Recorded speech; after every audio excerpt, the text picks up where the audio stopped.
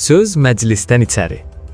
Bu, ən yaxın tariximizin içindən qopub düşmüş, həcmcə kiçicik, amma zamanı üçün çox böyük məna daşıyan bir yarpaq misalı sənət parçasının dəqiq tarixi 1990-cı ilin noyabr-dektyabr aylarına təsadüf edir.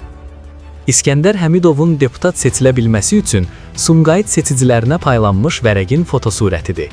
Rəhim Qaziyev tərəfindən əllə yazılaraq, o zaman Lefortovo həbsxanasından yenicə azadlığa çıxmış xalq hərəkatının əfsanə isimləri Etibar Məmmədov və Rəhim Qaziyev tərəfindən imzalanmışdır.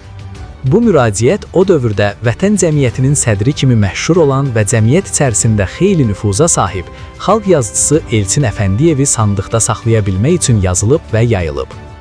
Zamanın axarında dəfələrlə deformasiyaya uğrayıb dəyişən siyasi mövqeylərin, indiki baxışların, şəxsi münasibətlərin və ictimai rəyin necə olmasından asılı olmayaraq, bu balaca kağız parçası o vaxtlar İskəndər Həmidovu böyük siyasətə aparan yolda yaşıl işıq rolunu oynayıb. Sənədin zamanla bağlı məna çalarlarına və tutumuna qiymət vermək isə sizlərin işidir, sayğıdəyər oxucular. Hörmətlə, Sərdar Əlibəyli.